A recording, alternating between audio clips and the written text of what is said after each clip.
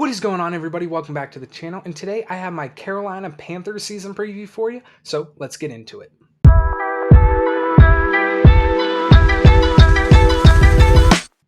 So last year, the Panthers finished with a 7-10 record, which they did miss the playoffs, but it was good enough for second in the NFC South. I know that division was a pretty weak division.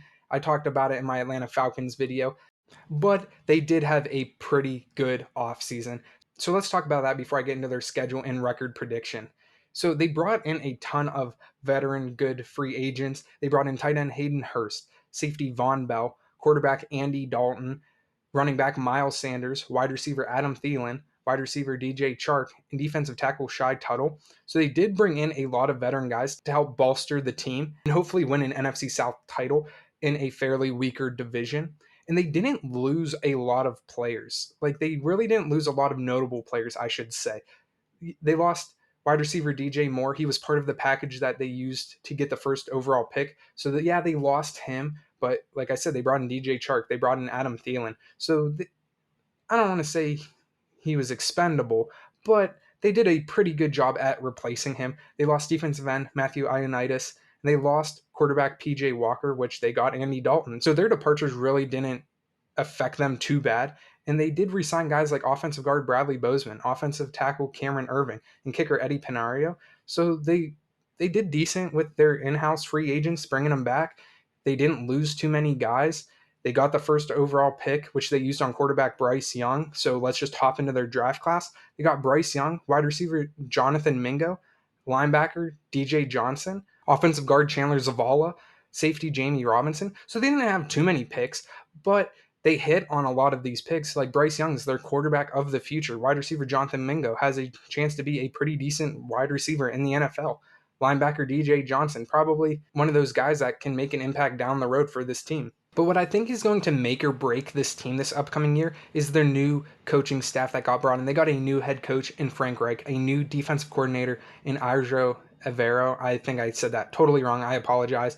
And offensive coordinator Thomas Brown. So they brought in a new scheme. There's going to be a new head coach, offensive defensive coordinator. They got a rookie quarterback in Bryce Young. So depending on how well that all just comes together, I think will dictate how good this season is for them. All the talent they have is there. They're in a relatively weaker division.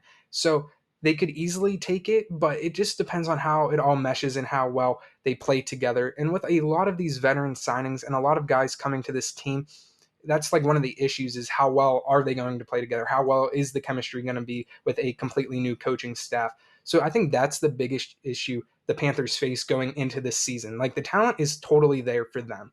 So without further ado, let's just hop over to my record prediction for the team. So in week 1, they have the Atlanta Falcons, and I got to be honest with y'all, they have a week 7 bye. Their first 6 weeks are a tough break for this team. They got a rookie quarterback, and believe it or not, I could very well see them losing all 6 of these games. And I'm not saying that because, I hate the Panthers or I think they're going to suck. I don't. I think they actually have a really good team. But expecting a rookie quarterback to go out there and beat the likes of the Seahawks, the Vikings, the Lions, and the Dolphins back to back to back to back, I think that's just a tough break for this team. And so I think they are going to lose their first 6 games out of the gate to the Falcons, to the Saints, to the Seahawks, to the Vikings, to the Lions, and to the Dolphins. And it's not because I think they're bad. I just think, like I said, they got a tough break to start the year. They have their bye week, they get to recuperate. And I do think Bryce Young will show a ton of growth through these first 6 weeks. And then comes their bye week in week 7, like I said. And then they got Houston, which I think they come out of their bye week firing. I think they beat Houston pretty easily. It'll be CJ Stroud versus Bryce Young, number 1 overall pick versus number 2 overall pick. I almost said number 3, but that was, well, it doesn't matter. Number 1 versus number 2 overall quarterbacks in this past draft. Then they play the Colts, another rookie quarterback in Anthony Richardson, which I definitely think the Panthers will win. So they're coming out hot after their bye. Then they have Chicago, and I do think they will get the better of the Bears. So even though they lost 6 straight, they won their next 3, which is good for this club. Then they play the Cowboys, which I think they'll probably lose this game. So back down to earth. Then they play the Titans, probably another loss. But then they get the Tampa Bay Buccaneers, who I have very low hopes for this year, and I think they get the dub right here, as well as a rematch against the Saints. And this Carolina team against the Saints in Week 14 is a much well-rounded team.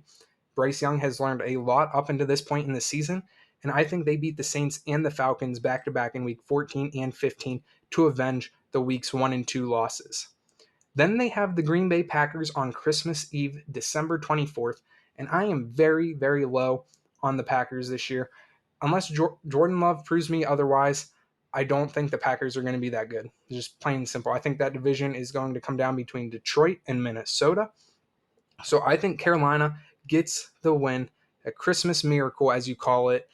And then they play the Jacksonville Jaguars on New Year's Eve, and that'll be a loss. In no world do I see Trevor Lawrence and the Jags losing to Bryce Young, but hey, anything's possible. It is the NFL. And then they close out the year against the Tampa Bay Buccaneers, and I think they win. I think they sweep the Buccaneers this year. Plain and simple. So after losing 6 straight and going 0-6 at their bye week, they turn around and win 1, 2, 3, 4, 5, 6, 7, 8. They go 8-3 to finish out the year. So they finish the year with an 8-9 record. And yeah, that's not the most impressive. Yeah, they're probably going to miss the playoffs again. But at the same time, it is a little bit better than they did last year. They were 7-10. But I think the growth Young has showed in the second half of their season will be a major stepping stone for the future. Yeah, it starts out rough for them, but they finish really strong and have a lot to look forward to in the future. I do think they could be worse than this. They could be 6-11, but there is a possibility if they could get some early wins here, they could very easily be a 9-10, maybe even 11 win team. I doubt that, but at the same time, they got a good roster. So let me know what you guys think. Let me know what you would change about it, or if you think this is pretty good. Like the video, please subscribe, and hey, I'll catch you with another season preview. God bless.